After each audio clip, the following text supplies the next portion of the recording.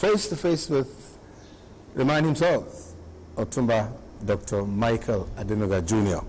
You grew up in Ibadan, and Ibadan helped in nurturing you, and most of you growing up when you actually became conscious as a man.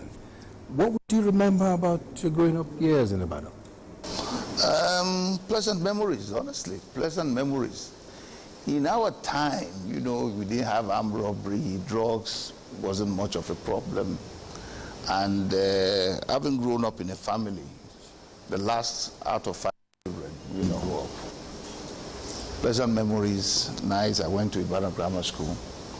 You know, from there I finished, I went to the US. Growing up in Ibadan has always given me pleasant memories. And I've always identified with Ibadan.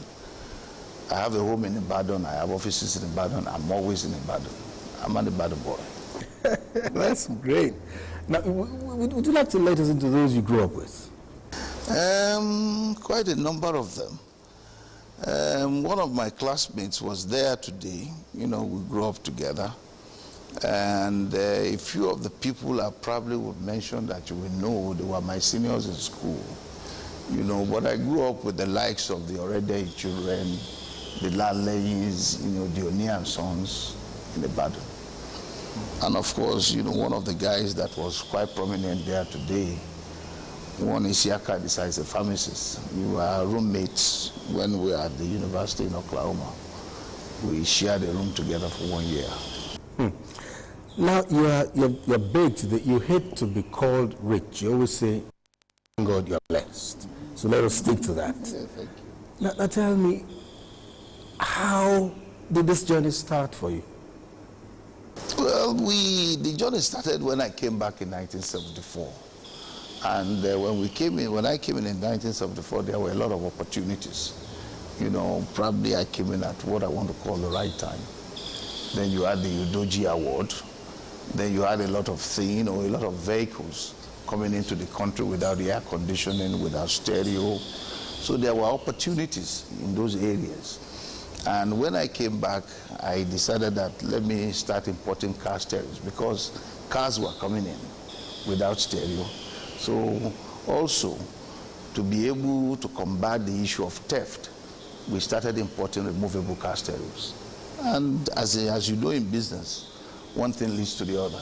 And that's where we found ourselves today. Okay. You'll be able to put a finger on your first major break in business? I think the major break in business was the importation of removable car stereo. You know, those days I was able to bring it in, and I was able to, you know, instead of having to really have to wait to open letters of credit, I was able to bring it in. And as of that time, you know, we were able to bring it ahead of competition. And that really gave us a strong head start. Okay, we're going to come to the real issue in just 2-3 minutes. But the first thing to ask here would be Mike Adenuga Jnr. That's an awesome name that comes with a lot of achievements and so on. How do you cope? How do you cope with this? Once again, I think the gratitude goes to God. Like anybody else, I have 2 hands, 2 eyes, you know. But what we've been lucky about is that we put a lot of premium on making sure that when we go out there to resource a company, we look for the very, very best. And I think we've been very lucky in that area. We have very competent, highly competent people, devoted, you know, people that are quite honest in running most of the businesses. Plus, certainly, I have taken a lot of time to make sure in any business we play any major role. I ensure that I know the business very well. It's easier for me to be able to add value to issues, and that's why we've been able to get this so far. Now, coming to the telecommunications business. First, you tried, you failed. Then you didn't waver, you know, you didn't flinch, you went ahead and did it. Did you ever think you were going to be able to make it? Honestly, I've always believed that we will make it. And that was the whole essence of the you know, spirited efforts we put in place as of that time. The issue of CIL was most unfortunate. I don't want to use this opportunity to revisit it, but it's part of the problems we have to face in nation building. You know, there's been one or two mistakes here and there.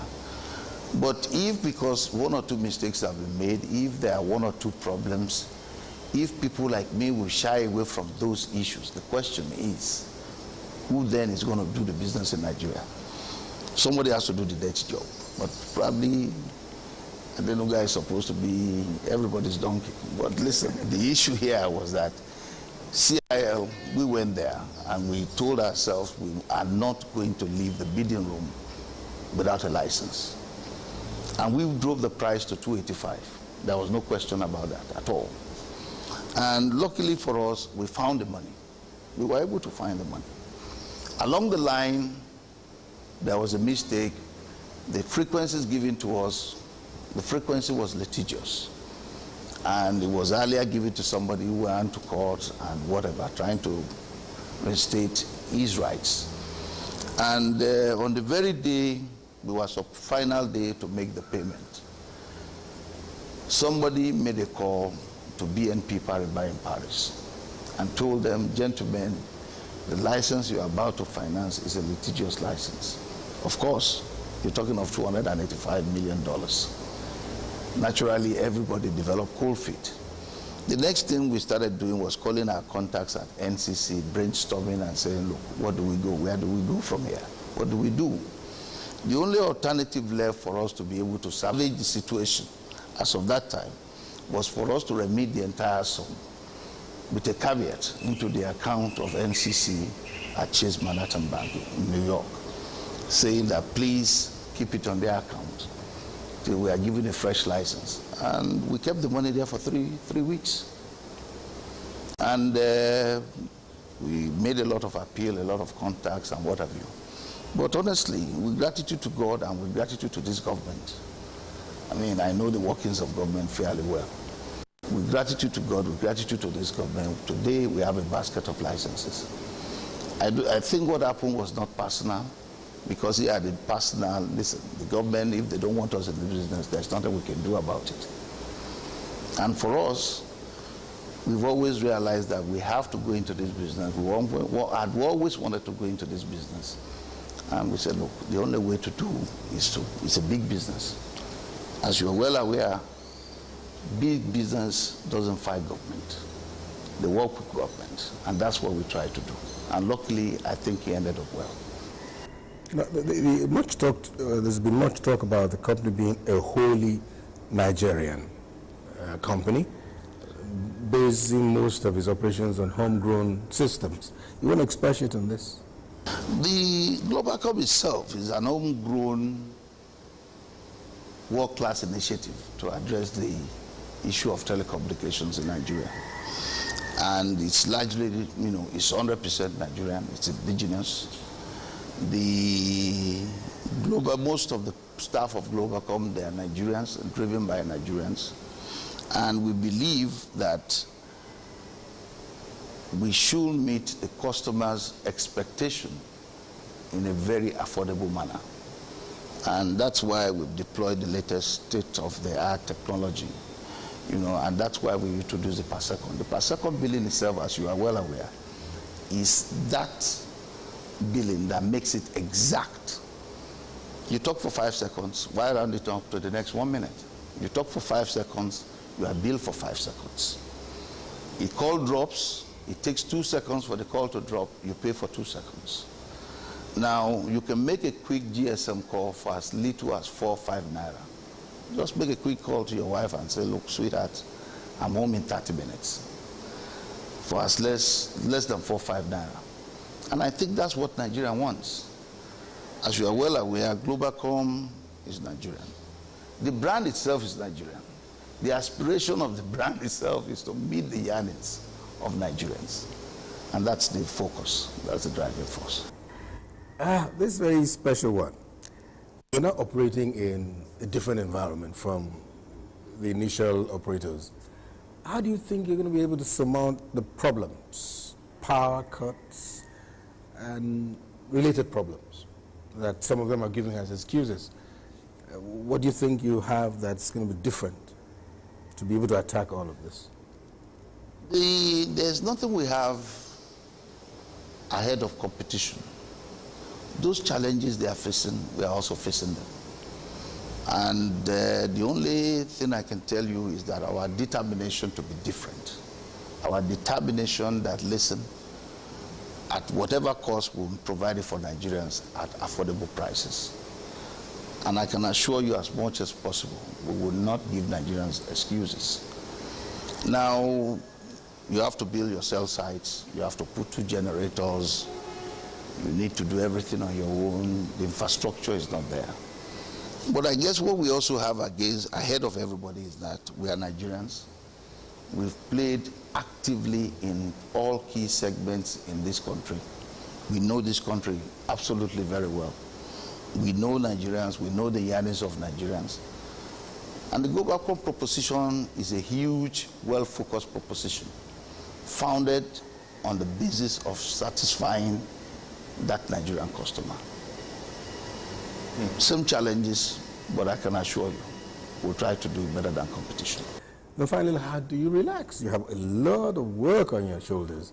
Do you find time for relaxation? What are the kinds of things that attract your attention, relaxation-wise? I find time to relax. I spend a lot of time in my gym. I also visit with some of my friends, you know, and relaxation for me has been that moment when I'm able to get away from it all, either in the gym, in the squash court, or visiting with some friends, and just putting business aside.